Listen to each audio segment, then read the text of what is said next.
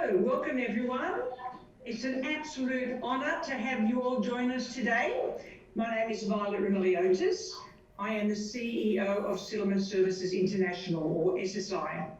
And for those of you who don't know, SSI, we're a community organisation and a social business, working hard to achieve a society where everyone has the opportunity to meet their full potential. We work with many different communities and have particular experience in working with refugees and people from culturally and linguistically diverse backgrounds. SSI's self-funded art and culture program is a unique initiative creating pathways and meaningful engagement and inclusion in the Australian community for artistic expression and cultural participation. Now, the Arts and Culture program was a little seed in my mind 7 or 8 years ago for SSI. But what's made it what it is today, a huge tree with deep roots, is Carolina Triana, who has actually been a stalwart in bringing us to where we are today. And today's a good example of some of the work that Carolina has done. So it's no surprise that she's a Premier's Medal winner in this work, in producing this work. So I want to honour her and all her team for the extraordinary work that they do. Now, before I go any further, I want to acknowledge all the lands, the traditional lands that we are all on, and waterways. I'm on Bidjigal land. I want to, and this land has been cared for since time immemorial. I pay my respects to elders, past, present, and emerging, as we move forward with reconciliation and renewal at its heart. I'm pleased to be here today to welcome you all and tell you a little bit about the work that SSI has been doing aimed at supporting communities through the pandemic. One of those initiatives included virtual roundtables with multicultural communities it supports to gain a better understanding of the experiences of this tumultuous time and to provide practical, ongoing support. By gaining an appreciation of the community voice, we aim to put ourselves in the best possible position to advocate for positive change. Part of this process involved consultation with artists and cultural practitioners participating in the SSI Arts and Culture program via a series of virtual artist roundtables. This exercise was intended to provide an opportunity for artists to discuss the future of the arts and their artistic practice and to define what recovery and support would look like for them. The research for this report was conducted by SSI's Community Engagement Team, another team that does extraordinary work for us. The team used a specialised consultation tool developed by SSI to provide systematic structure to community voice. We're here today to unpack the findings from the roundtables, aiming to contribute to a better understanding of the crisis of the arts and cultural sector in Australia, and the next steps we need to take by amplifying the voices, experiences and aspirations of culturally diverse artists. To kick off the discussion, I'm delighted to introduce award-winning actor and SSI Arts and Culture Ambassador, Hazem Shammas. I'm his best fan. So over to you, Hazem. Well, thank you, Violet. Ditto, I'm a big fan of yours, and it's just an honour and a pleasure to continue this ambassadorship with SSI. I'm constantly inspired, and as you know, as an artist, to be involved in these events. Thank you also for joining us today. I'd firstly like to acknowledge the traditional custodians of the land where we meet today here at in Darling Harbour. It's the Gadigal people of the Eora Nation. I pay my respects to elders past, present and emerging. The land was never ceded. I've got a kind of firecracker group of artists today to talk about the findings of the talk that, the findings of the report and the roundtable discussions, as you mentioned. The report is published today, so everyone listening in or watching in can read the full report. But we won't sort of get into like the details of the report too much. I think today is really more about hearing the artists who are present with us and Damon's online from Melbourne. And it's a unique moment to just kind of flesh some of these thoughts and feelings that we've had over the last 12 months and this unique year that we've had, especially as artists. And I kind of feel very privileged to be a part of it today, because it's also an opportunity that I don't think comes around too often. There seems to be a lot of talk and a lot of meetings that have happened, and I've kind of I've heard about them and been invited to them along the year, but this one seems to be a particularly edgy one that I think is going to prove very interesting. So let's quickly just kind of, I guess I should talk about some of the findings, the key findings of the report. So we know the pandemic has amplified inequalities in Australian communities. Artists in particular are very vulnerable, both financially and through their practice and work. Some of the findings mention mental health and a breakdown of personal and professional networks, which I think we might be touching on today. The lack of audience engagement. Sure, there's artists were swift to respond with their works on online platforms, but that of course brought up other vulnerabilities and aren't exactly a safe place or a secure place to work. One of the main things we probably would like to talk about is the future and how these voices and these very unique kind of creative voices can frame a more sustainable future, I guess, is probably the best way forward. Let me introduce the artists, speakers today. We have, look, we also kind of agreed, I think it's probably better for the artists to introduce themselves, because it's always more interesting than me reading out a bio. We have Ayebatonye Abrakasa, who is a DJ and artist joining us today. We have Damon, who is zooming in from Melbourne, Damon Amb. Shyamla Eswaran is joining us, and Zainab Kadhim. All artists, all hellraisers, all super intelligent, talented, amazing voices that I feel like we really need to kind of keep focusing in and listening on. So thank you. Just a reminder, all of you guys tuning in, that we have a live question feed. So as you're listening, if anything comes up that you feel like you want to ask, I've got them up on the screen here, and I will share them with the group, and that might even make the discussion more exciting. So shall we kick it off? I think we're going to cut to a wider view of all the talkers now, all the speakers. Here we are. We have Damon online on Zoom from Melbourne. Welcome, Damon. How about we start with you? Tell us about yourself and your work and your practice and who you are right now. I'm really pleased to be here today with you all, and thank you for inviting me to the panel. My name is Damon. I'm from Iran. I'm a photographer and a visual artist, which I came to Australia in 2013, and I've been practicing my artistic work and my art projects since then, with mainly with help and support of SSI Arts and Culture and also SSI Ignite. I see art as my passion and my love of my life, and also my career.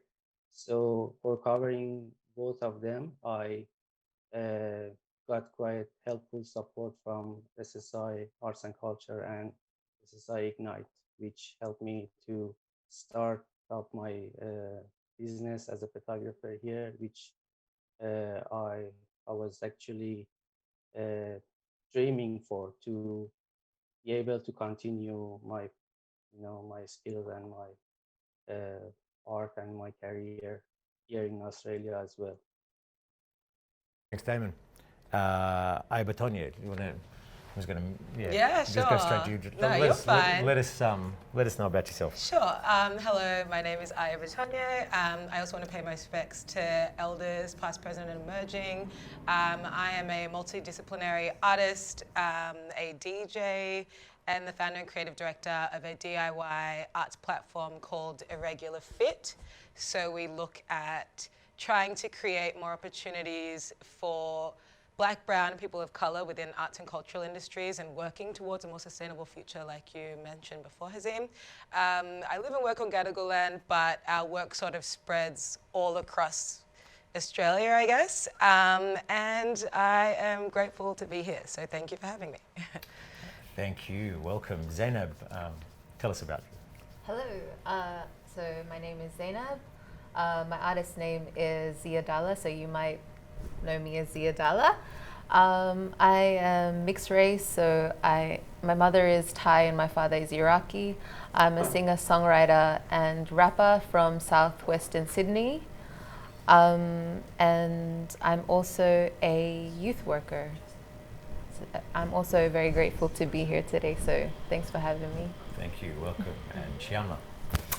My name's Shyamla. I'm a performing artist, an educator, and the creative director and founder of Bindi Bosses, which is a platform that I've created specifically to help South Asian artists have an opportunity to share their unique experiences without having to pander to what mainstream wants to see of them. My main form of work before COVID was actually doing touring solo shows with preschoolers, which is an anti-racism program that I run called Bolly Kids. That obviously I haven't been able to do that now. I'm also a writer, and I've had to sort of shift my work base towards that, since COVID. Hi guys. Hi. Welcome. Thank you. Look, I guess let's kick off. I'll ask a question, and we can all sort of just go around and ask the question. And the first question I wanted to ask, I actually just read it and went, "This is interesting." As an artist, you know, you always you kind of. I don't know if you agree with it, but you always feel like you need to justify why you're an artist. And it's a question I even wrote down. I said, what does art mean to you, and why should it be significant? And it sort of stood out for me. It's like, why is what I do significant? Why do I have to constantly prove that? Does a plumber need to prove that their job is significant every time they talk about what they do? So I guess maybe, you know, you guys can probably challenge the question if you like to, but the gist of the question is, why do you think what you do is significant? And why should the government or society listen to me? If it like that, who'd like to go first? It's always weird on the first question. Yeah. Well, I'm happy to go first. Go. I feel that, you know, I don't even think we should think about the arts in terms of like, why is something significant? There's no way to quantify what the arts does for the world. One of my favorite quotes is by Tony K. Bambara. The role of the artist in the revolution is to make it irresistible. Like, I feel like art affects so much incredible change, sometimes not always positive, but art has the power to shift things. Like, it's so critical for public discourse. Like, if you don't have art, the way the world is, we wouldn't be where we are right now. Like, through music, through visual arts, through dance, like, art has been a way for different communities to share stories with each other, to like preserve culture. Like, there's so much benefit that art has.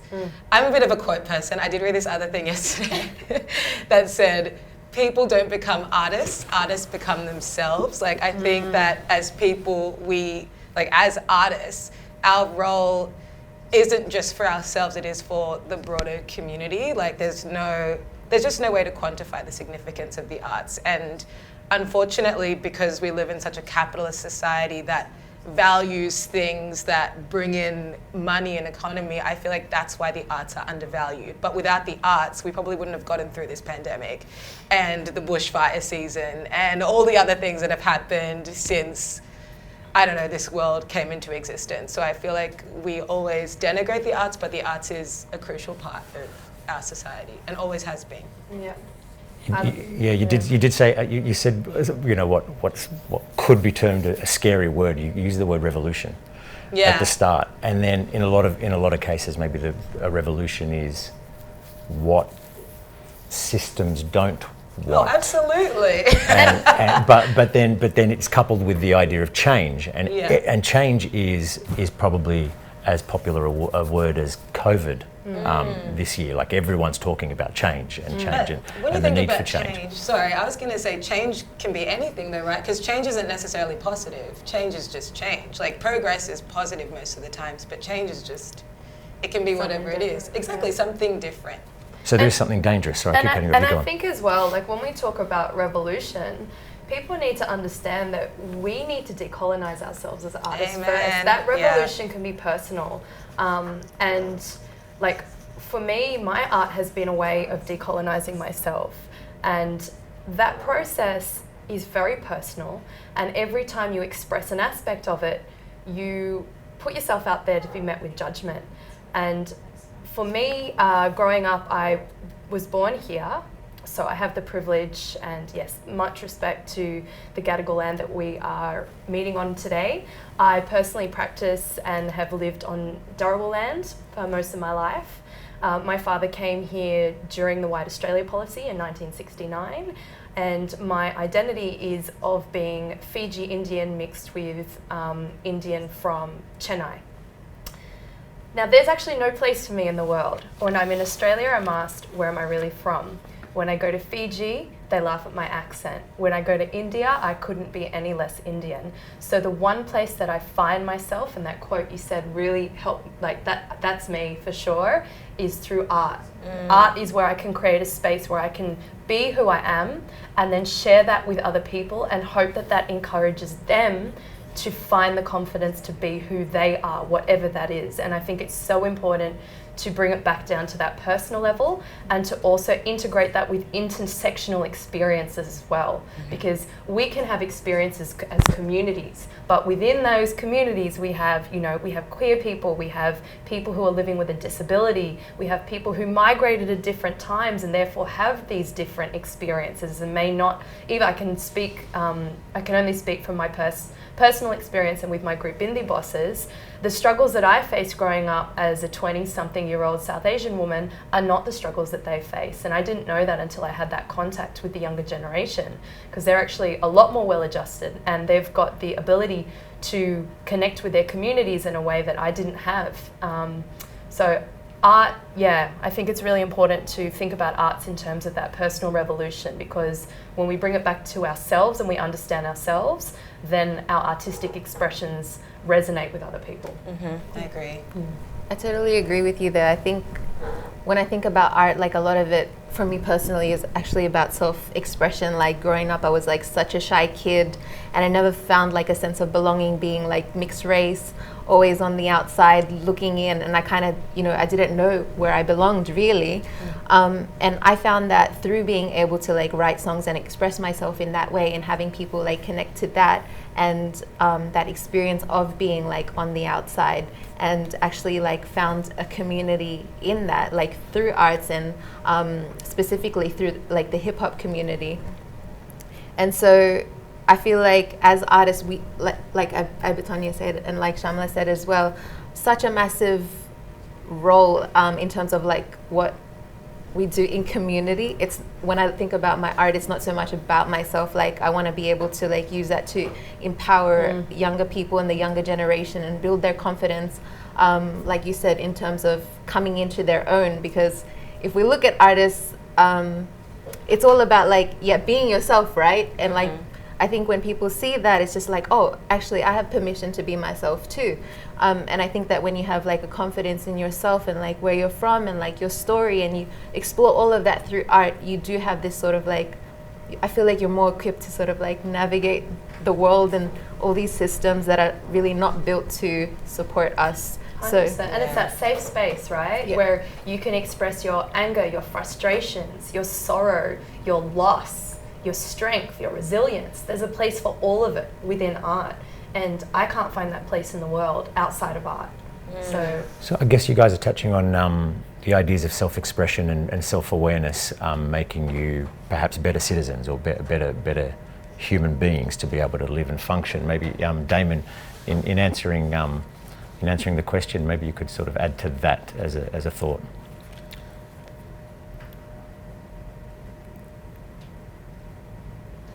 Yeah, man, unmute. Good on you, man. Welcome.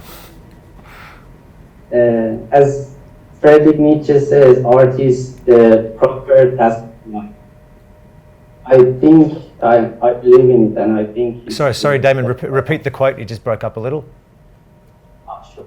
As Friedrich Nietzsche says, art is the proper task of life, and I believe that. I think art is like a powerful tool that is capable of changing and improving all aspects of life. I mean, art is vast, and on a bigger abstract and metaphoric scale and meaning of it, it could be part of anything in our life, not just as a thing to enjoy, but also as our intuitive essence of life. You know, like art is not just what we see in art history or in galleries. I mean, the philosophy and psychology of art. I mean, even as an art of living, loving, art of communicating with each other, an art of humanity. And as we see the obvious lack of it in politics, and as their artists are barely politicians and interested in politics, and politicians usually have got nothing to do with art. So all these things make the art sector more fragile and makes it an easier target to be impacted and damaged in critical situations like this pandemic. Because it's usually at the least of care and priority of governments and societies, which make artists as main victims of these facts. I mean, it's not fair because as we see, artists' livelihood is in danger, and our vulnerability is even more than others in the society. But no, still, with all the consequences, I would still prefer to be an artist. Art is my voice, and I'm able to express myself with it easier. I have experienced the power of art in pandemic and during my life, in my artistic journey, and with all the hardships and the situations and consequences. And Nietzsche says that we have art in order not to die of the truth. And art is therapeutic. It helps us to cope easier with the intensity and hardship of life. Damon, you, I see in your bio that you arrived here in 2013 seeking asylum. Can you maybe speak about, I guess, the experience of whether you travelled from Iran with the same creative inspiration, and if you can compare maybe the challenges of being an artist, say back home to here, your new home, like see if, or similarities or whatever you might find in terms of expressing that voice that you find most important. Yeah, I'm coming from a totally repressive regime and system, which is a lot of, it's like a lot of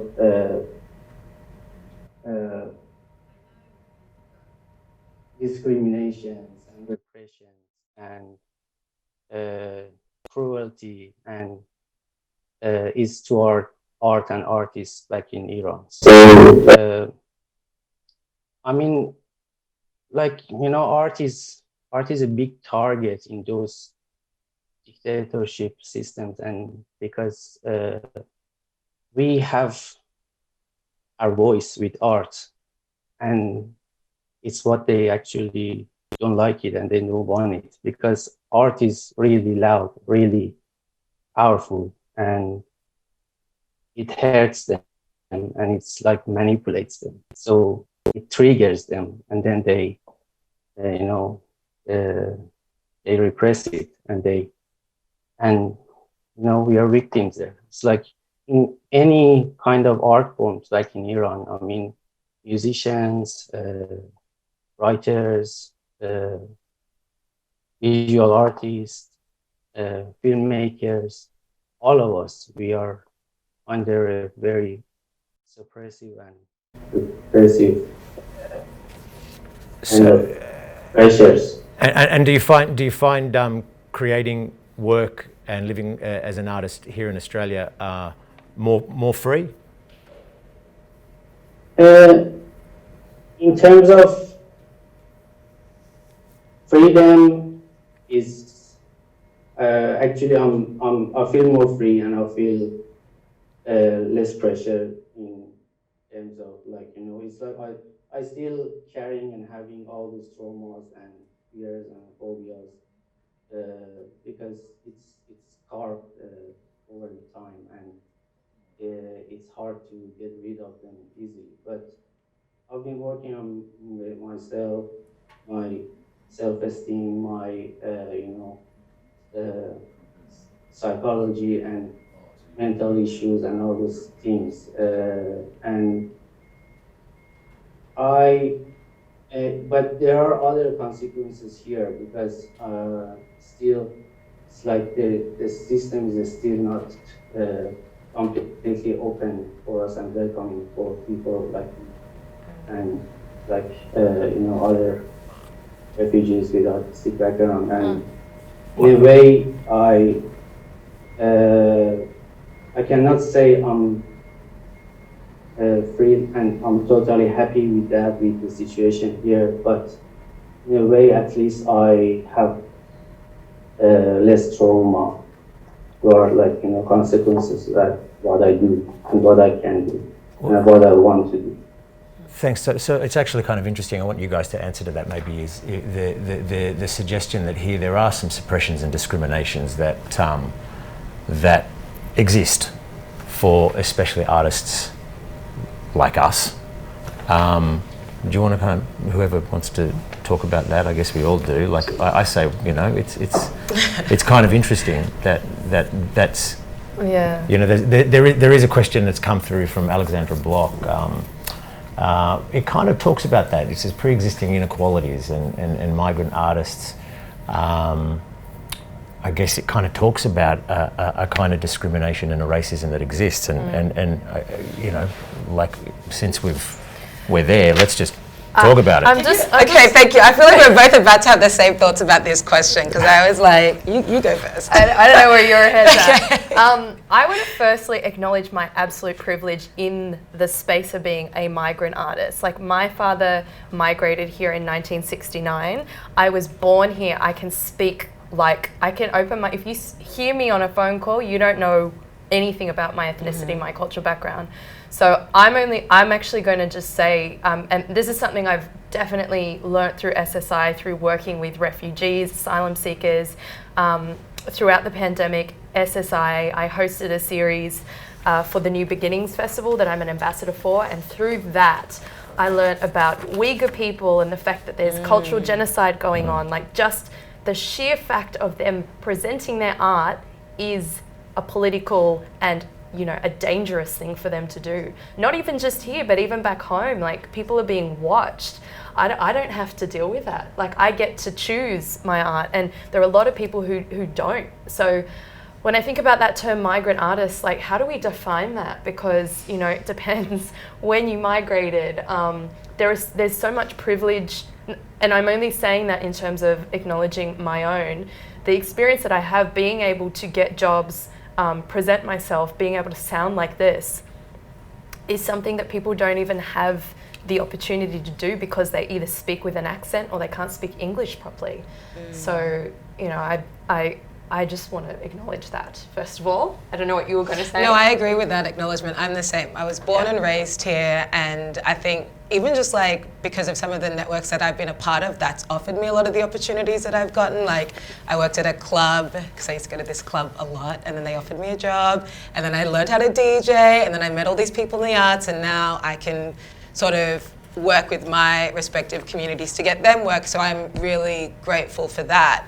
But I think my issue is more with like, could you comment on how and why it does feel unequal? I was just a bit like, I don't know why, how is that not obvious? Like we live in a country that was built upon the genocide of First Nations people that still sort of heralds white supremacy, if I'm really quite honest. So of course, when you go to different art institutions, when you go to certain spaces, there are certain people in positions of power within those spaces, generally the dominant culture, and that's not us. So that means for that very reason alone, there are assumptions, there's tropes, there's so many things that are placed upon us as artists of color, as migrant artists, which means we're not offered opportunities that maybe white artists are. We're often infantilized, we're told we can't do things. Like there's so many reasons as to why there are so many inequalities within the arts, and why we do all of the work that we do is because we're trying to counter this stuff. Yes, and as well, if we are to then, okay, say we do this, say we identify as migrant artists, are we then expected to present work that reflects that experience? Exactly. Like, where is our freedom of artists to do experimental work? If we have to put ourselves into a category, then that sets up an expectation that we present work about our experiences about being a person who's migrated,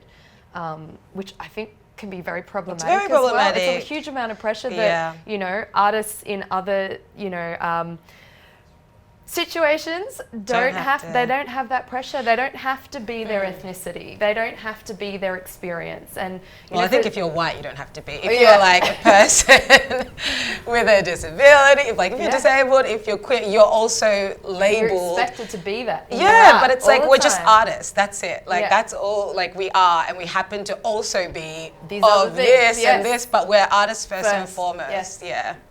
So I think that's important to note. But sorry, if you had something. Yeah, I just wanted to say as well, like I have to acknowledge my privilege as well in having, you know, the opportunities that I do have to share my work and to be able to perform at gigs and things like that. And even to like work to provide, you know, those kind of opportunities for like younger people. But I think what I've noticed in terms of like the inequalities is that there's always a certain level of like box ticking. And for myself as like a mixed race artist, like where do you put that? Like I don't know, like they need to make a new box for you. Mixed race. But even that, like honestly, I don't think that should actually even matter so much because Absolutely like you said, not. we are artists and there are things that we want to talk about. And sometimes those things are not actually about our heritage. Like I do talk about like my identity and things like that, but at the same time, choose. I'm a human, and we have all these experiences that we want to talk about as well and share. Yeah, and I love what Damon said about the art of loving, the love of communicating. These are fundamental human things that can actually connect us through the art. But at the same time, we each need to go through that process of expressing our rage, expressing our historical injustices that each of us have gone through as a process of colonization, as a process of being discriminated for being people of color within Australia.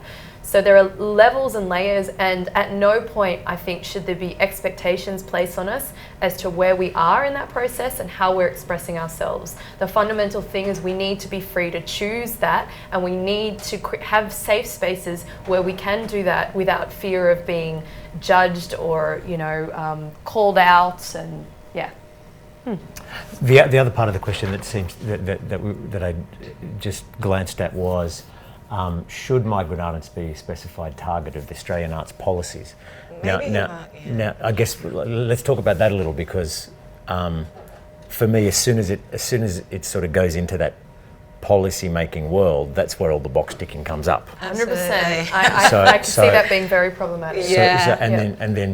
Then you have to look at a kind of a system from the top down and see where the changes can be made. So can we? But that term is someone else explaining us. That comes from the outside. I don't identify as being a migrant artist. Neither do I. But just because I'm of colour and my father migrated here, that would mean that I then have to put myself into a structure where that term has been decided for me. So that's where I take issue with that. I think there needs to be support for the arts and what the arts are fundamentally. Yeah. And I think there needs to be more of like a push towards racial justice and equity. So understanding that because people have there is inequality for certain communities, like trying to make it so that we're all on the same level. So that doesn't necessarily, exactly. And at all levels. Yeah. Like, we don't just want to be booked, we want to talk to the people who are booking us and see our faces there. Yeah, amen, yeah. And I think another thing that I don't think is like spoken about a lot is like class. So if you're from like lower socioeconomic areas, like if I think about the schools that I work in sometimes, running songwriting and poetry workshops, a lot of the schools don't actually have like access to resources to even be able to, you know, support their students who want to become artists. So I think even equality in terms of like the distribution of like resources into different areas as well. Yeah, no, that's a really good point. Damon, anything to share there? Yeah, I agree, because we are living in such a world full of racism and discriminations and inequalities, and in 21st century, it's quite a shame. And in terms of like, I myself, like, I might be welcome by our communities in Australia, but by the system, I still feel like I'm not part of it because I'm not welcome. I'm just a code and number by the system, and I cannot freely feel myself as like Australian, and I can, yet like to freely express myself here. So I feel like I'm like a stranger, and it's like a temporary stranger here. And anytime when they want or they don't want me, they can just kick me out. Or so in terms of all these things, I mean, like, from a place to another place, and with all the kind of that long journey that I've been through, it's like I just feel like the shape of repression and trauma is changing, but it is there and it's obvious. It's like only it's a matter of like the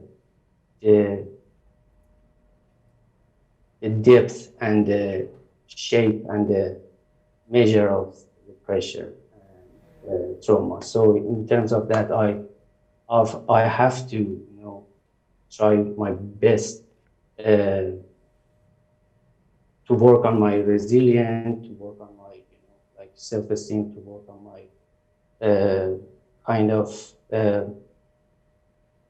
the things that the things that I can really appreciate in Australia, which part of it is the communities that I'm with and I work with. And without being with them, I don't have any image, and I don't know where I would go and where I would be. So it's like it's important for me. One of the most important things is to be involved in our communities and to be involved with our projects and to do all these kind of collaborative things. And it's like, for me, it's like, life is short, but it's too precious, and I appreciate it. And I don't know where it would go in the future, where I want to go, or where I will go, or what's gonna happen. I just see the moment as a carpe diem. It's like, okay, just seize the day to appreciate what I have now and what I can do. And for that matter, I do my best. And now, during the kind of worst of the pandemic and the social isolation that we had to go through the past few months, Damon, what were the effects of that on the kind of on you and your work and maybe the lack of community and the lack of connection? Yeah, it was it was a big shock actually because in terms of my career and my artistic passion and desire, is like I've been working hard over these years to maintain them, to keep them alive, and to be able to still, express them. It's like as a, photography as my career, which I've been doing for years, even back in Iran, and as an artist that I would love to. Is nothing is more important than that for me. That I'll be able to express myself and I show my art and amplify my voice and message with my art. So it's been quite damaging and shocking because after February, when I got back from some photo shoots back to Victoria, everything's changed. All of a sudden, I had some more photo shoots. I was booked for some more photo shoots, and they were all canceled in March. And then after that, I've been locked down and trapped here in Victoria because with all the hardship, with all the challenges, because I moved to a rural area to cover my visa, which is a conditional visa, the chef visa. I have to live in, not living actually, working or studying in a rural area. So for that, I've been trying my best to cover it and also not to lose my network back in Sydney, which I really worked hard to make that. To our communities, to our councils, to our, arts and cultural sectors, like, and to our SSI and everything else. And it was a big shock in the beginning because I felt like all the efforts, all the challenges that I've done is just gone for nothing. And it's like, it was really, and also it impacted my mental and financial conditions, situations. And it took a while to, for finding myself to find out, okay, what can I do now?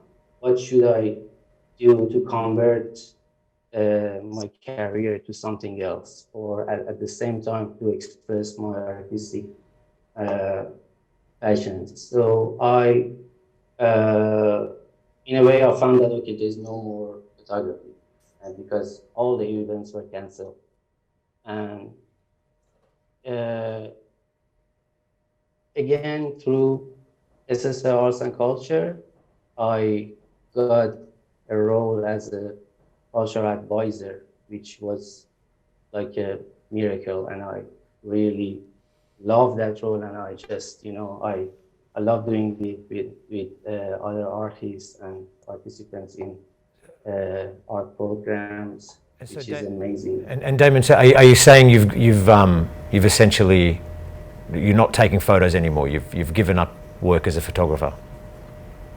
I don't want to give up, but that's a fact because because back in home, I used to do advertising and fashion photography, and here I found that it's with my visa conditions, with all the limits and barriers and all these things, I cannot do that anymore. So I went with, it's like I went through the process that I established my business as an event photographer.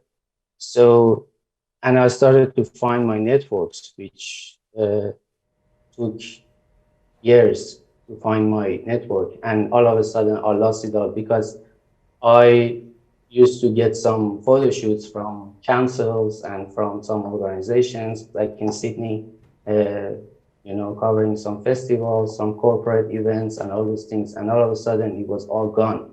With no event. Even I had two more booked photo shoots back in March. They were all canceled. So I had to convert and shift it to something else. And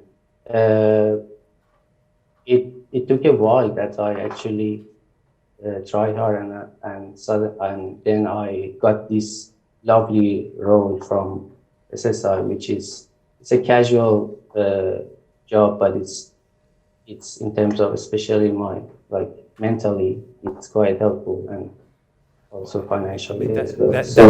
That's something that's interesting to me anyway, the mass exodus of artists out of their practice and out of their work that we're probably never going to hear about. It's probably never going to be something, it's never going to be a statistic we're going to find out about really, that how many artists are actually going to just, or have during this past year, given up on their work and their artistic practice, which I think is quite significant. But maybe if you guys want to talk about not necessarily just that, but your experience as practicing artists in the last few months, and how COVID may have changed that. I guess also maybe there's an invitation of maybe is there some positive surprises that maybe came up about in the pandemic. So.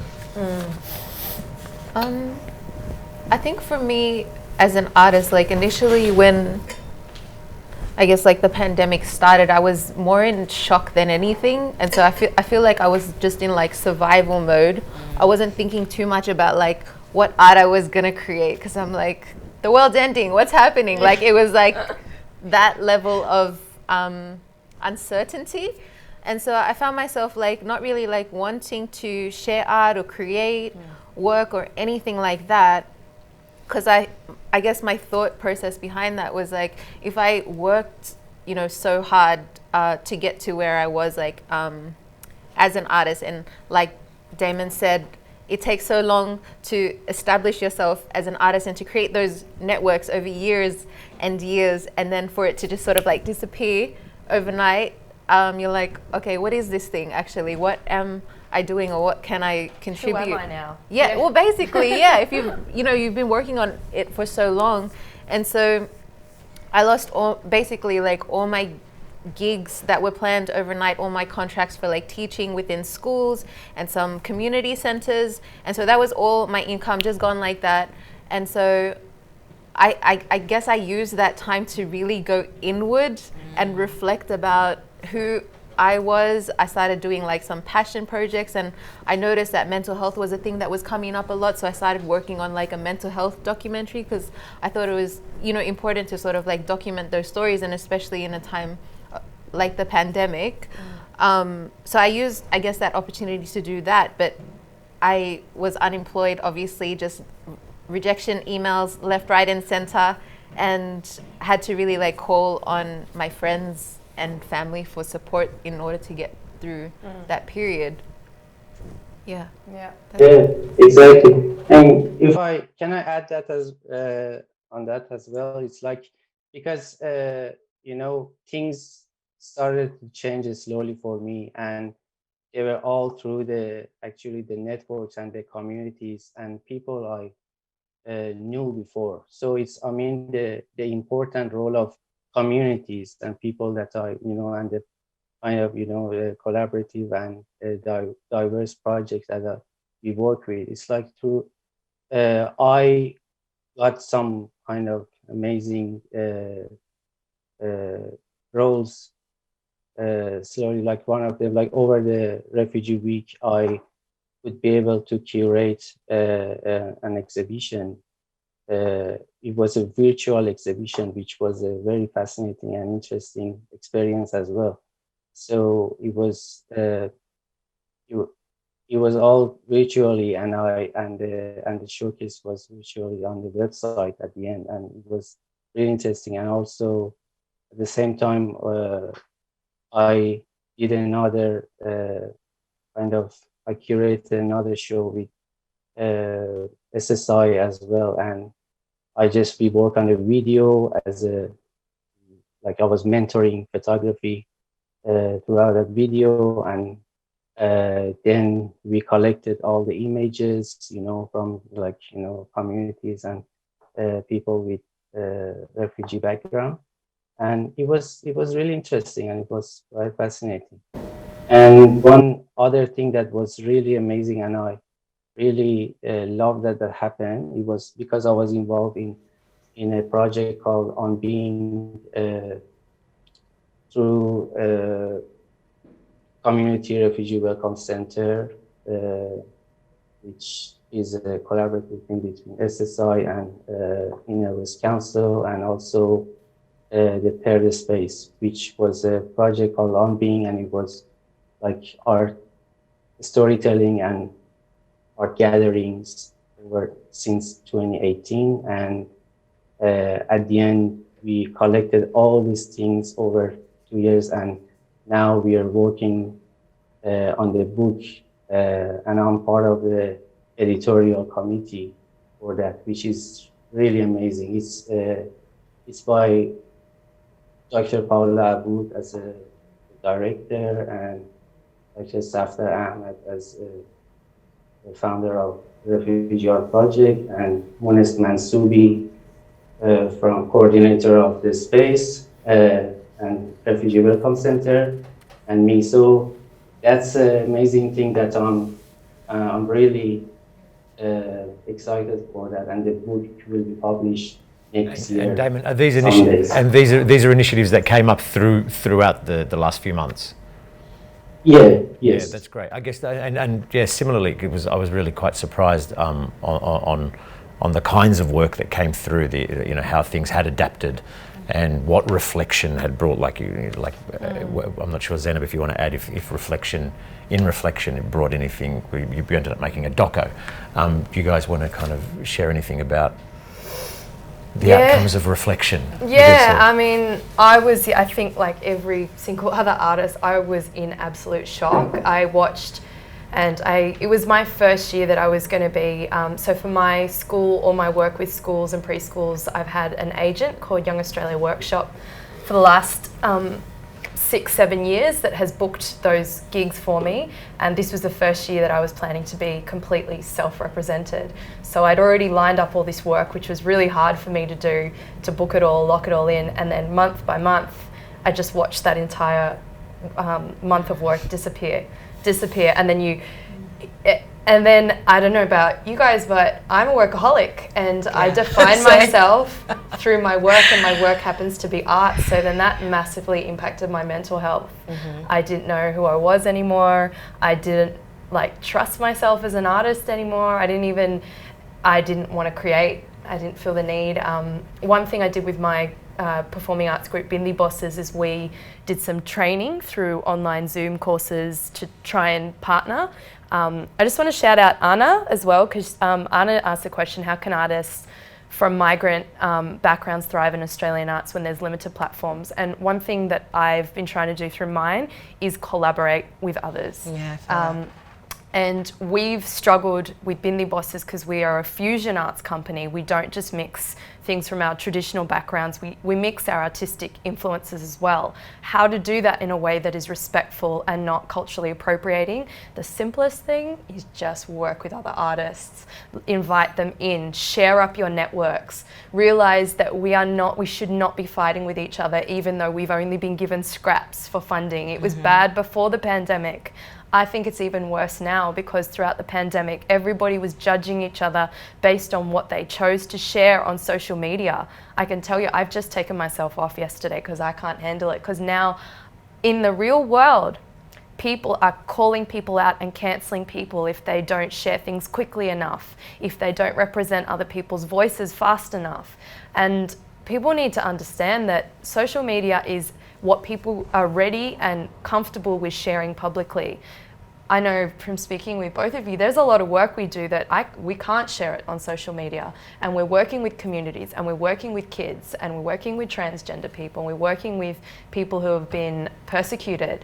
And by actually directly contacting and collaborating with each other, that's what I feel like has really helped me get through the pandemic. Actually, not assuming that my experience is what other people, like just asking people, what's going on with you, you know? Yeah, like what's going on with you? And navigating that and being compassionate and empathetic and not judging each other because they have or haven't done something. I mean, I was guilty of it during the Black Lives Matter movement. I got very worked up because, you know, hip hop has been such a fundamental part of my life, and especially the resonance with First Nations here. I was encouraging my group, you've got to come to these protests with me, you've got to do this, we've got to show solidarity. They're young. You know, a protest can be a really confronting thing, and people have different ways of showing support. For a lot of them, they were going on a mad journey of educating themselves. And that doesn't necessarily mean that you're publicly showing that. So yeah, I think that self-reflection and that space to self-reflect and is really important. And the pandemic did give us that opportunity, which was awesome. But I would just like to say to everybody, now that we're out, like, let's just get off our phones and connect with people in person, and don't cancel people, don't, you know, directly contact them, you know, engage, collaborate, let's come together in real space, please. You know, we've had enough of living through Instagram and Facebook and also the media. The media is so problematic, the way it reports things. So you actually need to speak with people, and they can tell you their lived experiences, and then you can create work from that basis. All right, I'm done. That's it. No, I was going to say, to add to that, I'm like, I actually like to be very frank. If someone has been spoken to a point and they're still not listening to you in terms of racism or any type of bigotry, I'm not against cancelling them, I'm not gonna lie. But it's like, for people that just cancel before engaging. Exactly, but also aren't reflecting on their own behaviors, I think it's always important to hold a mirror up to yourself. Like, I won't call someone out for something until I've really reflected. I'm like, do I feel like I'm in a position to be calling this person out? Because, like, who the hell am I? Like, why we all think and why am I triggered? Is there a quality in something that they're doing that I don't like in myself? Exactly. And maybe that's where I should be directing my energy. Like, we should just not be as self-righteous as we all are sometimes, I think. Especially not on the basis of posting. On social media, because we don't know the full story. But I feel Damon's like nodding. Yeah. To answer your question before, I would sort of, carry on with what both of you were saying. I feel like I went into like deep introspection because I was meant to go to Europe and I was touring and I had an agent this year and all these things were just cancelled, and it was shocking. But then also that plus thinking about COVID and thinking about how Black people are often treated in healthcare generally gave me a lot of fear. And then thinking about additionally Black Lives Matter, that's what I was most fearful about. And then I had some things happen in my personal life, and I did have like a mental breakdown, to be quite frank. But I feel like I had a really amazing community of people around me that supported me, and an amazing therapist, and that's how I got through to where I am now. Like, I feel like I did pivot, and I feel that through a lot of introspection and like shadow work and like just a lot of self-work and really confronting the parts of myself that I think I was uncomfortable to confront. And because I was working too much, I wasn't taking the time to really look out for me. I feel like... Or reflect. Yeah, like, no reflection. Like, reflecting, but not as much as I should have. Because we don't have time. If you're an exactly, artist you're just like, and you're getting work, you say yes to most things, exactly, right? Because you have to. You have to. But now I don't. Now I've learned to say no. And it's very fruitful. Like, learning to say no to things, learning to not compete with other people, only compete with myself is big. I'm like you, I love collaboration. Earlier this year, I worked with Collective, and we started doing live streams for community because that was our way of trying to keep people engaged and excited during a really stressful and scary time. But yeah, I guess it's been a wild year. I'm glad that we're almost at the end of it. Instead, like you mentioned, social media and like online platforms. Somewhere in there, I was questioning the difference between online audiences and the real audiences. Such a huge. And I guess we don't necessarily need to talk too much about the significance of a live audience or real audiences that you're connected with. Think we do. As opposed to, you know, because so many artists this year are just told to, why don't you just start a YouTube channel. I'll tell you why. Because so let's talk about that. When we perform, we feel energy in a room. It's true. And we respond to that energy. Like, my performance will change depending what I'm feeling for people. If I'm not feeling that people are really connecting, I'll come out of myself more to invite them in. Once they're in, I will do something different. I can't get a sense of any of that through Zoom. Like, one of my first things I did as soon as pandemic hit, I was like, right, I'm going into my backyard, I'm going to shoot this online show, it's going to be amazing, blah, blah, blah. I put it together. Then it sat there for like 2 months because I was like, I hate being online. Yeah, it's the whole so weird. reason I'm a performing artist is because I feed off energy in a space. If I can't do that, maybe I don't want to be an artist right now until I can. So I don't know how No, y'all felt about that, but I feel the same about that. I thought, because I think I'm getting better with it, but I have quite bad social anxiety sometimes. And so for me, I was like, it's actually kind of nice to be at home and not have to worry about going out. But then I realized, like, playing from my home studio, it's just not the same. You don't feel the energy, and then you're like, I'm just playing to a camera. Like, even right now, sitting in this room and looking at a camera, I keep looking to Damon because I keep forgetting to just look at the camera because it's weird. So yeah, it's a strange thing. It's a different kind of connection online. Yeah. I appreciate the communities that weren't able to access physical spaces before the pandemic, that they're able to be a part of something. So I think that even when the pandemic ends, I will try to keep things as accessible as possible. But I also feel that there is a difference in experience when you're out somewhere versus when it's online. Yeah. And on accessibility, I work with a lot of rural communities and I tour. So I was calling them and saying, look, I feel terrible for you right now. Can we even just do, I was offering them stuff for free. I said, we can do a Zoom session. They said, we don't have that connectivity. We don't have the TV. We don't have the even a stable internet connection. Which is a huge thing. That's why we get you to come out once a year to us. Yeah. So it's difficult. Accessibility, such a huge thing. So many barriers to access, so many. And it's Australia, like we forget, we're all living on the coastlines here, There are communities, in the moment you drive 2-3 hours inland, you got to rethink things. Yeah, like there are absolutely. some places have really great infrastructure but the people that would benefit the most from you often don't. Yeah. It's a great throw to a question that's come up. How will the arts help community transitions through the pandemic? Communities transition through the pandemic. Damon, do you have any thoughts on that? How will the arts help communities transition through the pandemic? How would art help transitions in the pandemic? Help communities transition.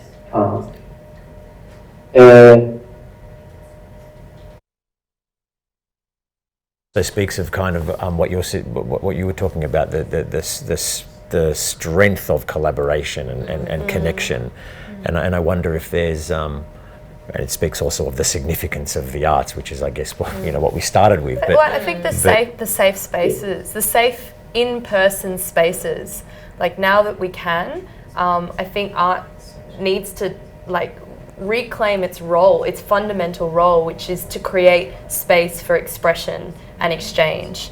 And I feel like everybody needs that right now. I know people are dying for dance classes, real dance classes, not Zoom dance classes, art workshops, Exactly. Art, personally, I'm a person that I'm involved with people, communities, and crowd, and it's like festivals, all these things, like amazing venues and events that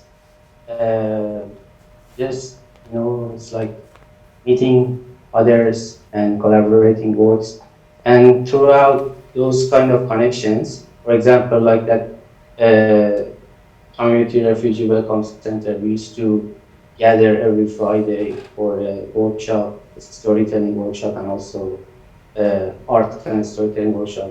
Gathering together, it's like sharing our stories, our poems, and all these things. And it's totally different now. The moment that I felt like all those things are gone, I felt a severe amount of depression and isolation. And it was really hard because, as you said, it's like part of it is through a distance, and also another part is that the aspect of it is completely changed. I cannot see people anymore. It was all virtually after that, and it was quite helpful, and I appreciate that. But it was different. For example, 2 years ago, I was involved in 21st Biennale of Sydney. I worked there as a volunteer, and also I was in a project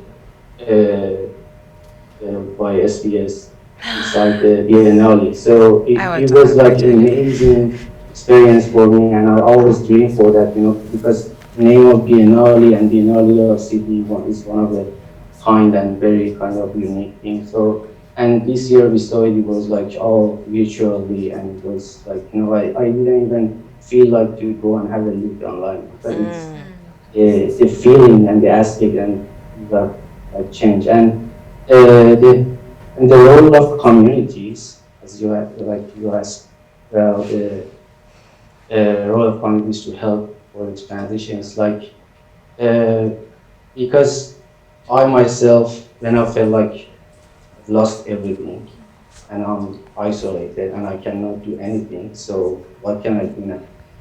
And to be involved in projects with SSI, that was one of the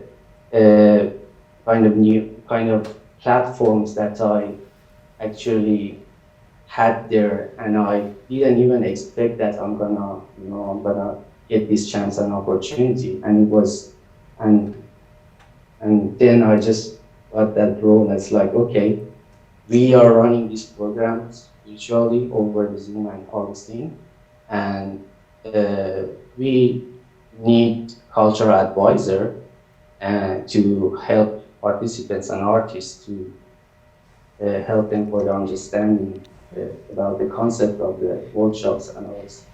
And it was like, for me, it was like a miracle. All that feeling, all the barriers, all that kind of, pressures, it eased them down, that kind of opportunity that I had. And I think how we can help is by funding things like SSI Arts and Culture program. Like I can say as well, and yes, I'm an ambassador for New Beginnings Festival, but wholeheartedly that New Beginnings online sessions that we did, that got me through a very difficult period. That was all I was doing during that time. And the process of being able to learn about these other artists so that I could interview them and reflect on their experiences and then share with them in space and watch their art, that got me through. Even though I didn't have to, I spent so much time going into that because that was sort of the only thing I had time to do then as well. And I think these opportunities need more funding, because we need the funding, and we're not getting it from mainstream spaces. So those organisations that do have the interests of culturally and linguistically diverse artists at their core, they need to be funded better so that they can fund us to express ourselves in the way that we want to, and so that we don't have to keep fighting for scraps. We don't have to keep trying to apply for grants and know that we're one of many cold artists that will become a box tick. Yeah. And if you give us that opportunity, then we can like share space and make you feel better and help you come out of your mind and back into your body, help you get out of your head. Like I think that's what I'd say. How can the arts help communities? We can help you get out of your head, which you've had to be in, which is like the most toxic place to be, like for the whole year. And I think the arts has already helped communities get through so much during the pandemic. Like I know a lot of people wanted to like take up guitar and start writing poetry, and they wanted access to all of these things, but the only platform to do that was online, which you don't get the same experience if you're like collaborating with people like online. Like yes, we're blessed to have this space where we can connect to people like internationally, but it does take a little bit away from like that experience of just having that human interaction. 100%. Nothing replaces that, and nothing ever will. Yeah. It's like as you suggest, it exposed the vulnerabilities and the isolation where you're stuck with yourself as an artist. Has there, and I did want to ask you, why have you, at this more optimistic end of the pandemic, you have decided to maintain your creative practice and you haven't given up on your artistry? But I guess maybe it's a good question that's come up is, what have you taken from the pandemic and during those vulnerable times into your practice now that you feel like you may be working differently but better? Lots. Saying no. Yeah, I feel like, I've learned a lot about how to do things online, which is something I didn't know before. And now I'm doing a design course that's all about digital media because I'm fascinated by the way that you can create art digitally. So I'm now exploring that.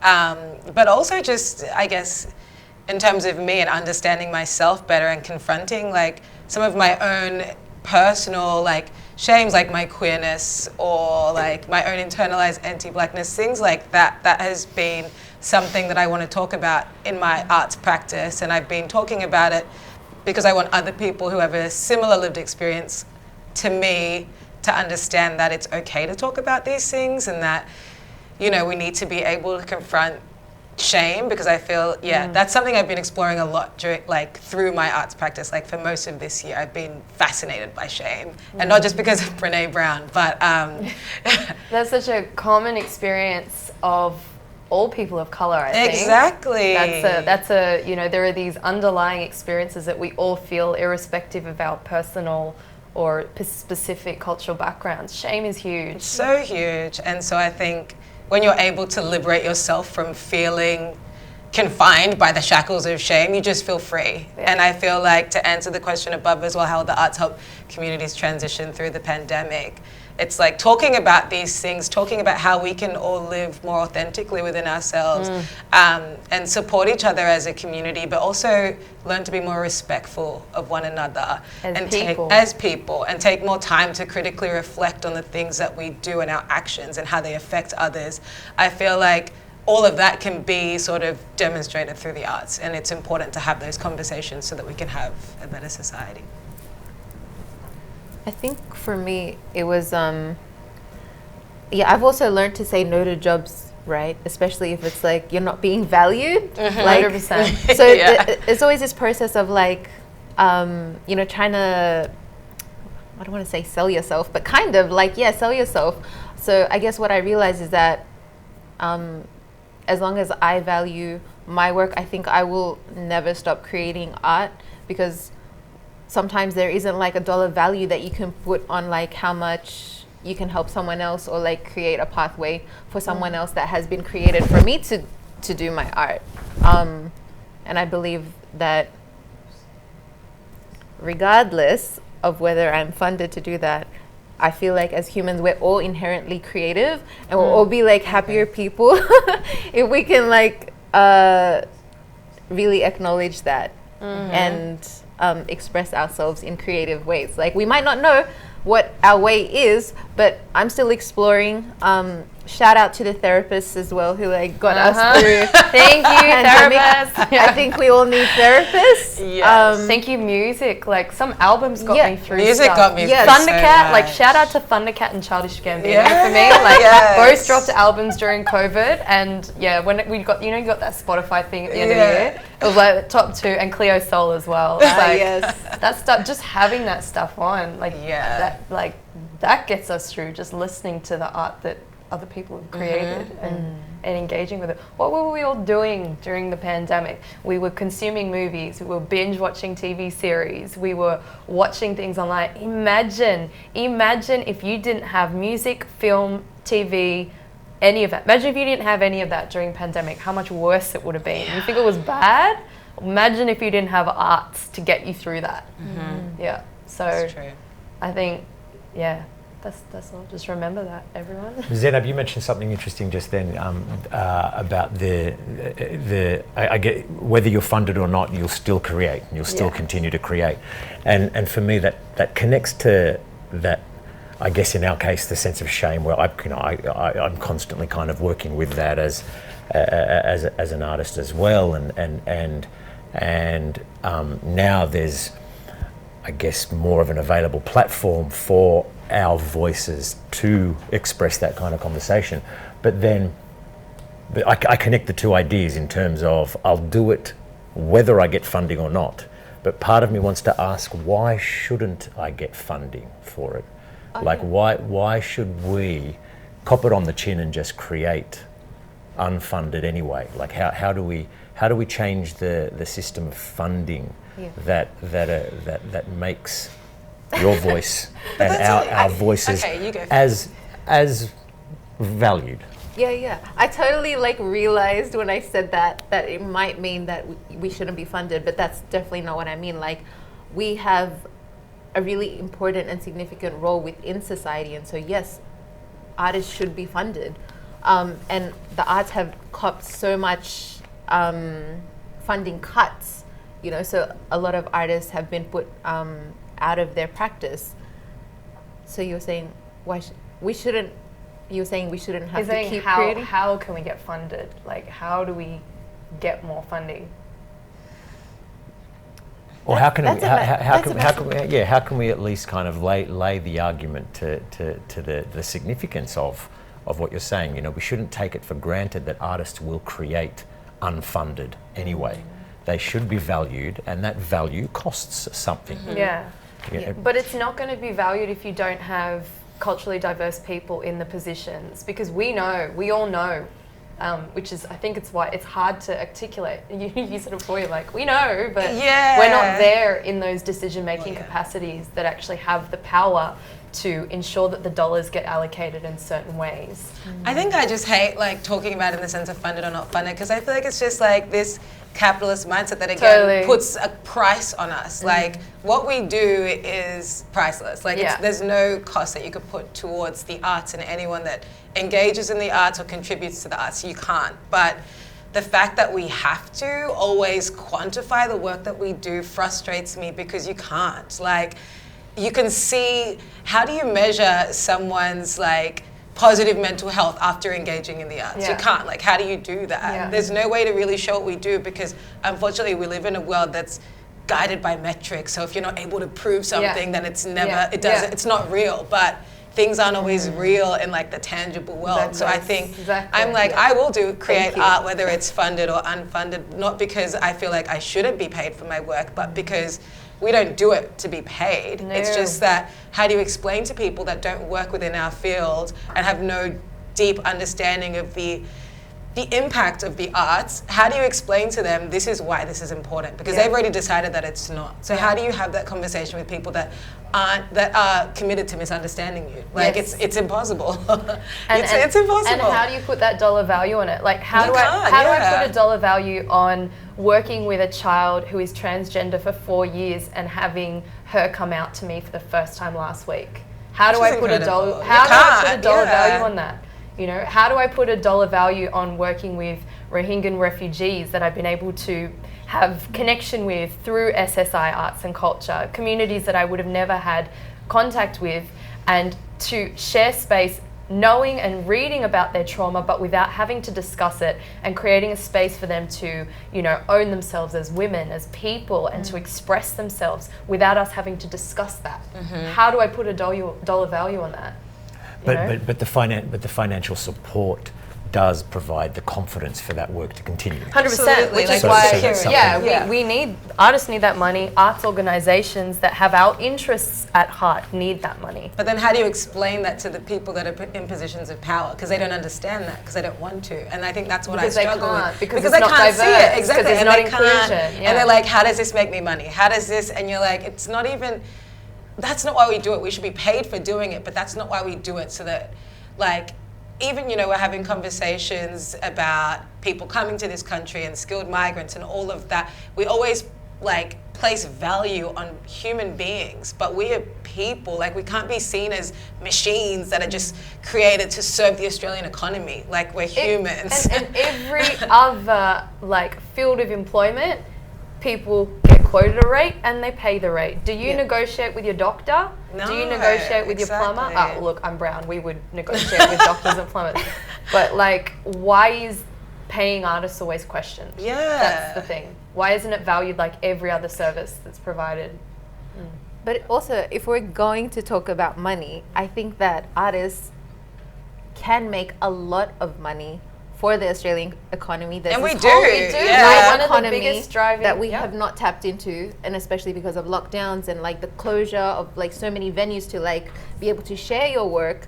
That's like a whole night economy that we're totally missing out on. So if we're gonna talk about money, it's just like, yes, artists can do that actually. Actually we can make you money. But there's also something significant in recognizing that in the past year or two there's been some award-winning plays, you know, best-selling books from artists of colour here that have actually, you know, provided a game changer for the system to say, okay, look, artists of colour can actually exceed the bottom line for any organisation or any investor that wants to kind of support the arts.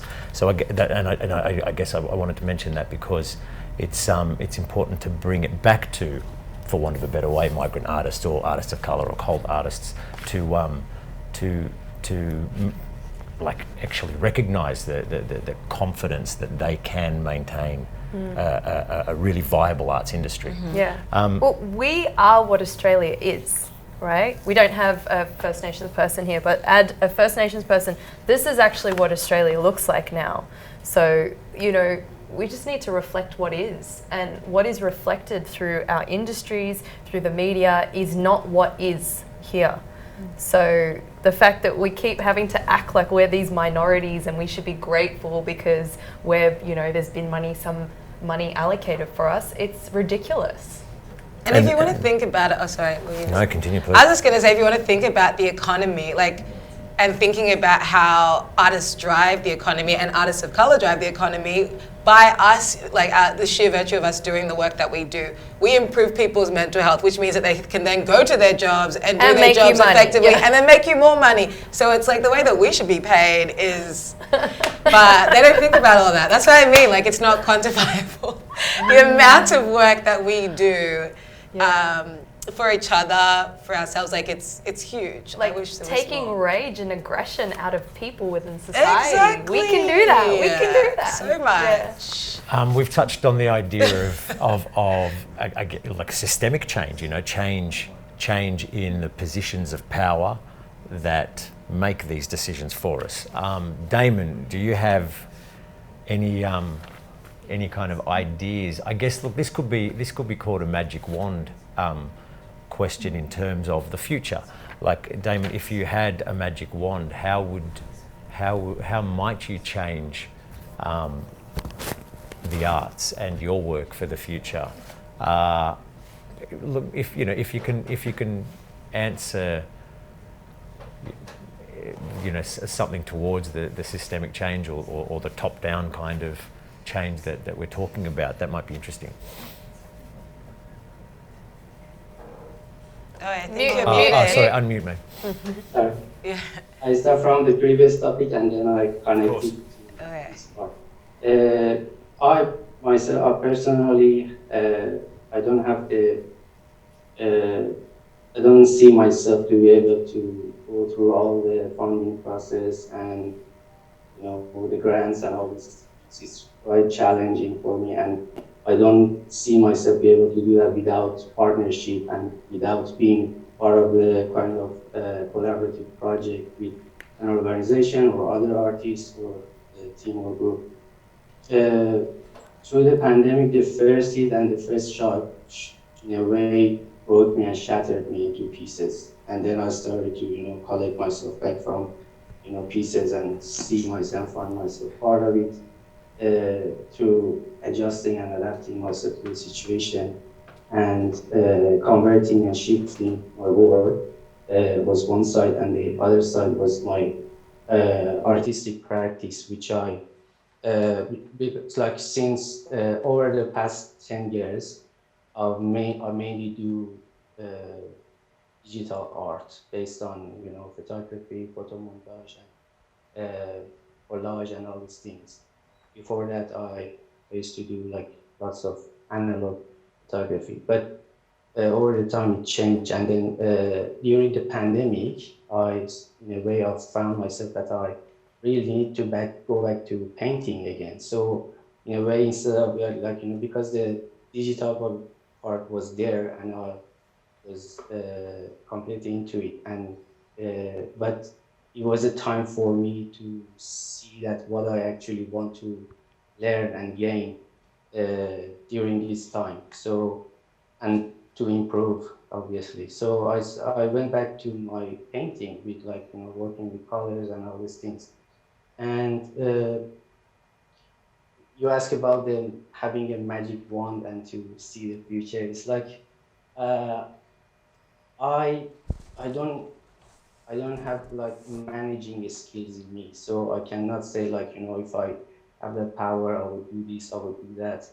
But one of my dreams and wishes and desire is to have a big and nice studio gallery and to do what I want to do in it, and to also involve emerging artists, which they are really wonderful, and some of them, because all these kind of big names and big festivals and big galleries and all this, they work through a specific artists and people. So, and all this money flow and the funding and all these things, it goes to the it's like a filter, and it passes all these big names and artists and all these things, and at the end nothing would remain and left over for emerging artists. So I still see myself as an emerging artist, and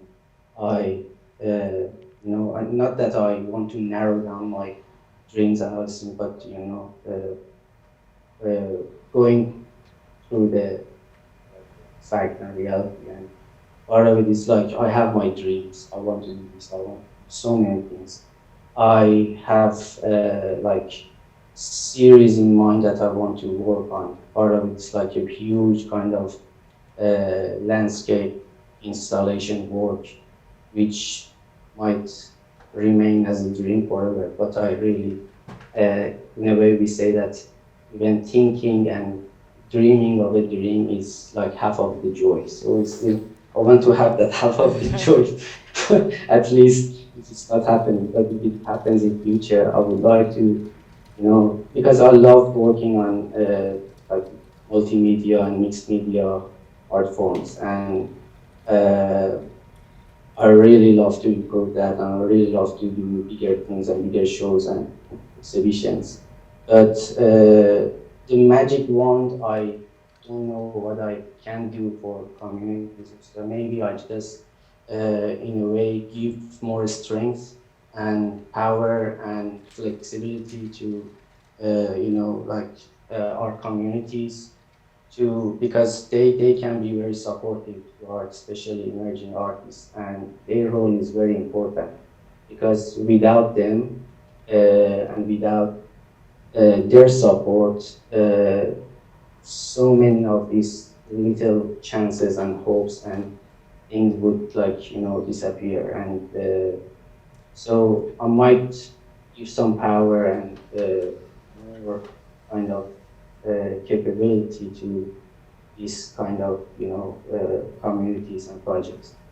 I love the idea of having the dream is half the joy, but I love it because like if you allow us, an audience, to step into that dream, it's like it completes the joy, and it's joy for everyone. And there's something about the like that's what art does. I can dream something, and then you step into that dream, and then the world is a more joyful place. Like how like you guys take a turn. What's the magic wand? I mean, there's much more to the question. There's the recommendations for the future, like how do you see arts looking in a future society? How might you change it? And I guess one of the key words for me is like dream big and audaciously. Like just be outlandish with whatever you want. Okay. I want to see more alternative economies that are run and led by Black, First Nations and people of colour, and then collaborations amongst that, because I am done with dealing with mainstream. I am done. I've never even bothered trying to get a grant in my life, and I'm someone who can speak English well, is very well educated, and could easily put an application together, because I don't want to have to go through the process of having to justify myself and then be one of many fighting against each other. I think we all need to if we keep expecting the mainstream to include us, we all end up turning on each other. And I'm seeing that. I've seen it through COVID. I've seen it now that we're emerging. People are going, oh, that person got that crap. That cold box was ticked by them. They shouldn't have got it. And it's ridiculous. We actually all need, so for those mainstream, book us, hire us, pay us our rate, and include people in your organization at all levels that look like us. That's to them. Aside from that, we need to create alternative economies that are run by us and that I don't know where that money's going to come from. I think it's a challenge because I've always used the model that I want organizations to pay me so that people don't have to, because that helps with accessibility. I don't do my work in such a way where individual people have to pay me. So that's why organizations like SSI Arts and Culture, organizations that already get it, need to get more funding because we want to deal with them. We don't want to have to keep going back to, I don't want to name a bunch of names, but yeah, like fund the organizations that support us and allow us to do our thing freely. Yeah. Oh, Yeah, totally. 100%. I don't know if I can add like too much more to that. I guess if I'm thinking about like the immediate future, definitely more funding is needed because like, gigs are open, for example, you can go, but it's like $50 a ticket and that's not really like accessible. Not accessible, yeah. Or like some schools want me to come out and like run workshops, but they're like, actually we can't afford this right now because of funding. Yes. So it's just like, definitely need more funding and to support young people in the arts as well. So more funding for schools as well, and their arts program. But yeah, totally agree with what you said. You said think audaciously, and I was thinking just then, if I could do anything with my magic wand, I would destroy white supremacy, give Smash the First patriarchy. Nations people sovereignty because they deserve it. And I would abolish egos as well because egos and power, I feel, are a big part of the demise of our society as a whole. And I feel power is, supremacy in senses. So if we didn't have that, maybe we would like shift to more of a framework that prioritizes like collective care where we're all looking after each other and we are more community minded and focused on helping one another, because at the end of the day, if one of us falls, we all fall, right? Exactly. So it's like there is no liberation till we all have liberation. So I think that's what I would do if I had the power to wave my little wand. It's a big one. It's a huge one. And I want to say on that note as well, like I used to work at the New South Wales Aboriginal Land Council. I've had the privilege of having lots of time working with diverse First Nations people. I think the quickest way to change things, we talk about inclusion, include more First Nations people at all levels because they get diversity. They get being able to be diverse peoples and still be respectful and inclusive. I think if there was more First Nations inclusion at all levels, it will be better for all the migrants, all the refugees, all the asylum seekers as well. That's personally what I really believe that. Can I also now shift the focus of your answers to maybe think internally, like in terms of what, as Damon shared, what would be your kind of personal audacious dream in terms of your work and your practice? I guess for example, I found myself in the isolation through the pandemic, like writing more and writing and thinking more about my Palestinian heritage and trying to look. It's why I also responded to the idea of shame. Try to not censor myself in the articulation of those stories. Oh, I think that's a great one. So I guess, is there not anything, censoring yourself? I guess that's something as an artist I'm kind of thinking more about in terms of my work, and my magic wand would actually involve that, like a louder expression of that. So is there anything that you could share? No, I like that. For me, it would be decolonization and smashing patriarchy. And I've never been a massive out there feminist. I've always not known where to sit with that term, but in recent weeks I've seen the need for it, and I think those structures, being able to look in but also look out and then find ways to unpack the self-censoring, colonization. Why am I doing things in this way? Am I actually doing that because that's how I feel and that's what reflects me, or am I doing it to pander to something outside of myself? Which sounds simple, but it is really not. You don't know until you've put it out there and looked at it or done it and gone, I don't actually know that I felt good about that. And that's a process that we have to embark upon as artists, and that's why we need to perform and practice our art, because it's through doing the art that we heal and that we figure ourselves out as well. So yeah.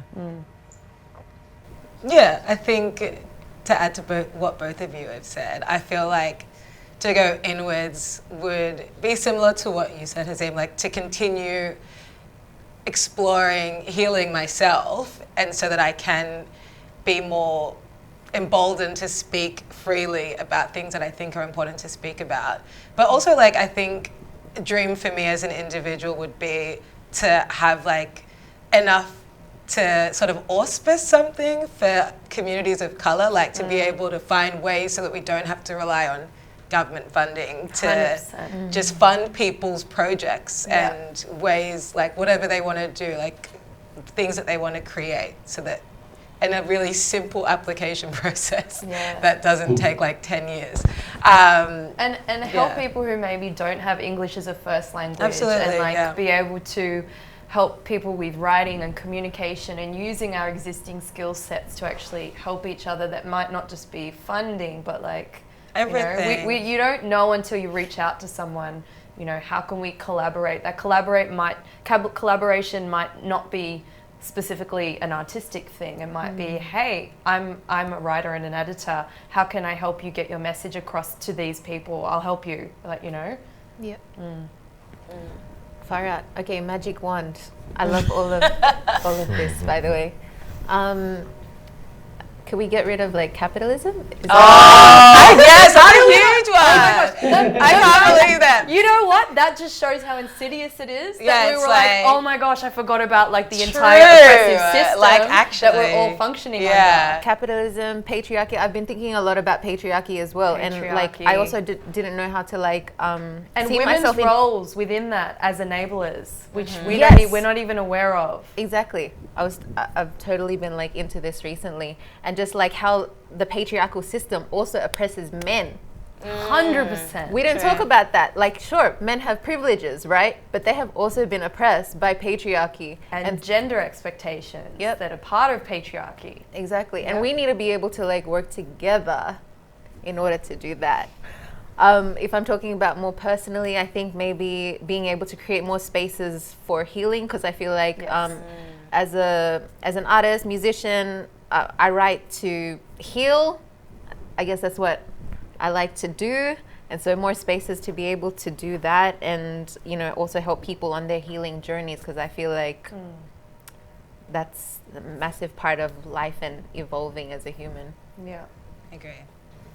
You guys are sounding like leaders and policymakers, and that's wonderfully dangerous. It's a shame that leaders and policymakers don't sound like us. So I guess, I guess my question is, how do we encourage? You know, how do I encourage you to take on a ministerial position, to take on a to take on a position that can actually sit up there confidently with the decision makers and make change. Now, and maybe it's not, and I'm not suggesting it necessarily has to be one of us, but someone who speaks, you know, with us, as us, for us, who's aligned with us. And retains their community connections. Right. Though. That's the thing. So how do we process corrupts. how do we encourage that? I really don't know. They'd need a lot of support, whoever that person is, because that's big. Yeah. Because you're going up against a lot of stuff. And the process of working your way to that, like, you have to do things that aren't going to support your community. Yeah. You have to. Yeah. There's a lot of corruption that happens in that process. So that's why I think that's why I'm an artist, right? I want to feel good about what I have to do. I want to have control over the expressions of Damon's just like, nah. It's a good question, but I don't know. I feel like it is important to be in those spaces, though, right? Like to have people from our community in those spaces. Like, so I guess what does it mean, though, to be I guess that then space? maybe the question then is how do we maintain a connection with those policymakers without it being an us and them? How do we kind of how do they become part of our collaborative network to be able to create. Yeah. You know, I guess, Maybe Damon, do you have any we can ideas? use that Yeah. to replace all the politicians with artists. Yes! Sorry, as if I blew out. So- I love that idea. That's brilliant. idea. Sorry, repeat that So good. idea, Damon, please. Me? Yes, yeah. Just repeat what you just said. I'm sorry. I just said maybe we can use that magic wand to replace all the politicians with artists. So That's a great artists- idea. Okay, Yeah. We can all agree. We can all agree. So good. Yeah, I mean, I misheard it. I thought you meant, you know, like, I thought you said marry each politician with an artist. But, you know, in the Not absence for of that, of me. course we need the politicians. But then I guess that's you know, that's the core of my question. Like, how do we connect to these decision makers, and how do we maintain the connection to knowing that we need to work towards a positive change for all? Do you have any ideas how that might happen? I literally think that was the answer. Yeah. Like Yeah. replace the Just replace politicians them. with artists. Just The end. All of and, them. and burn the joint down. All of them. Yeah. But You said it on me, but You know, push over all the statues, burn building. No, sorry.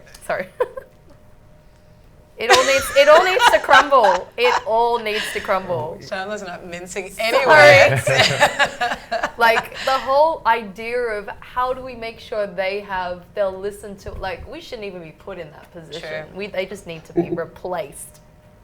All of them.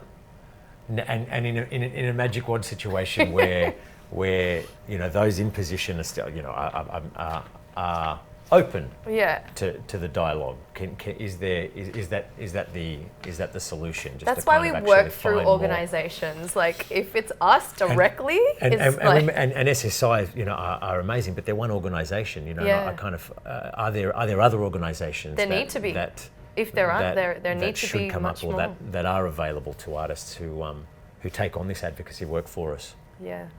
Yeah. Like I know Diversity Arts Australia does a lot of advocacy work.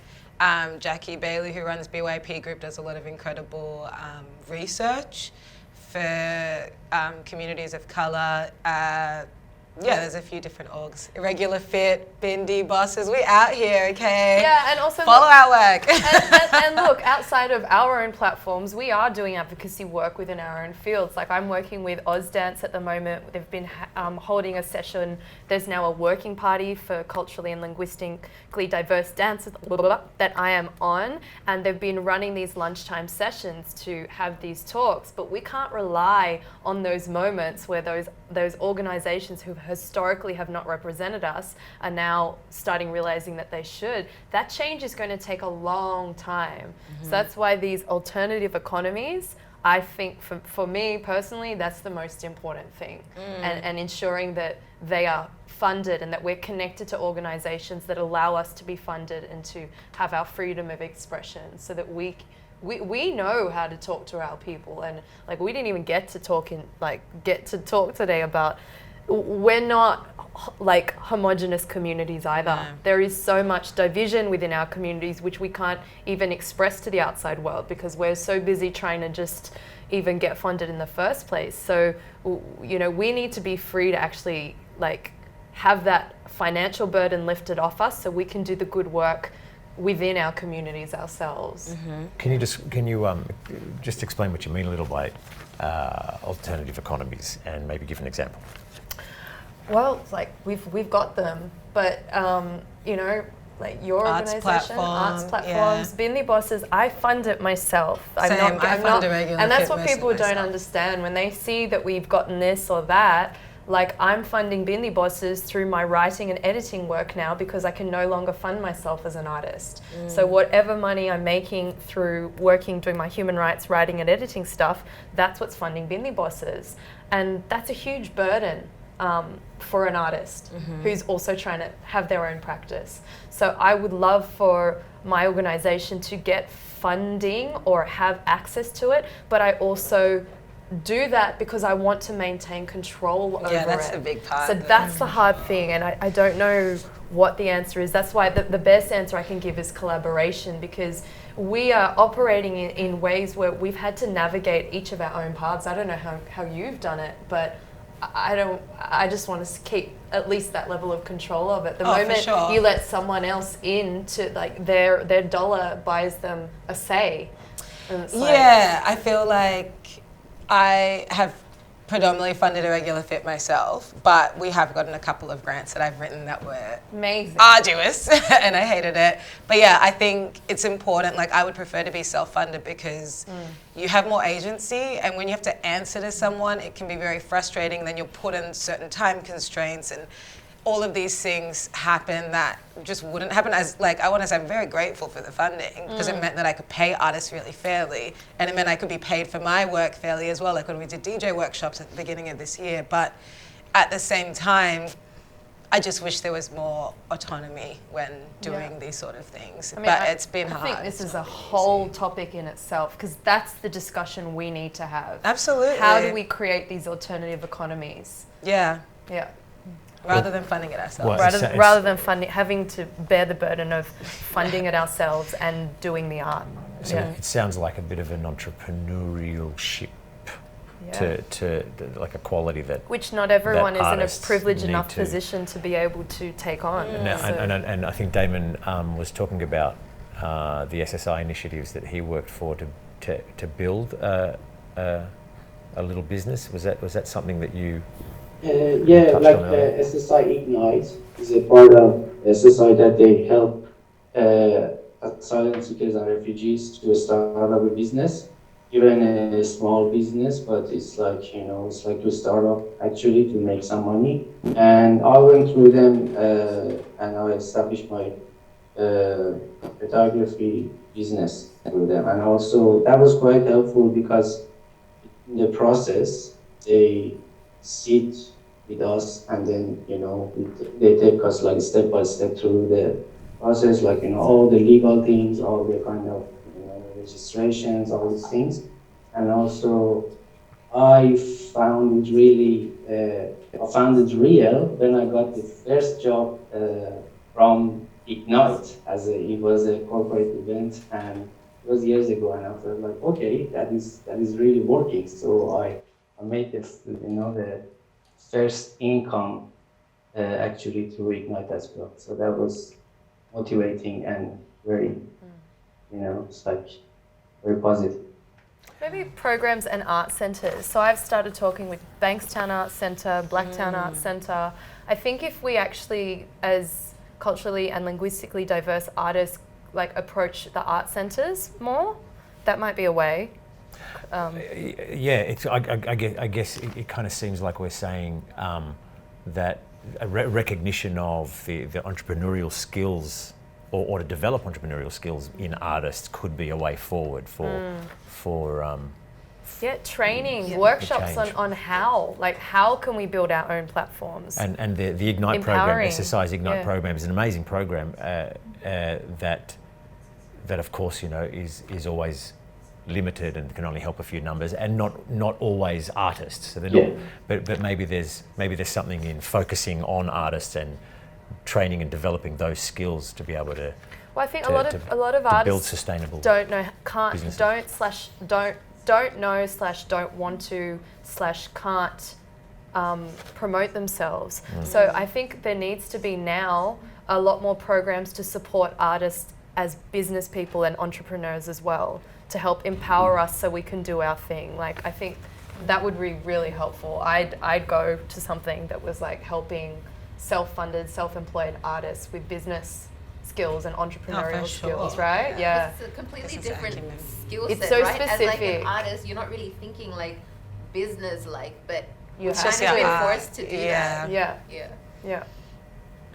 Sky has a question online. Loving this chat. Thank you, Sky. Has anyone read Ministry of the Future? I haven't read it, but I read your comment, Sky, and I'm like, I want to read it. I want to read it. Has anyone read it? She asked, No. Has anyone read Ministry of the Future? It's science fiction. You had me at it's science fiction, by the way. Yeah. Yeah. going to check it out for By sure. Kim I think Stanley I will too. Robinson. Thank Yeah, you. thank you for the suggestion. Thank you, Sky. Yeah. Any other comments, anyone? I feel like we've got to a nice point. There's does anyone have anything else to say, Damon?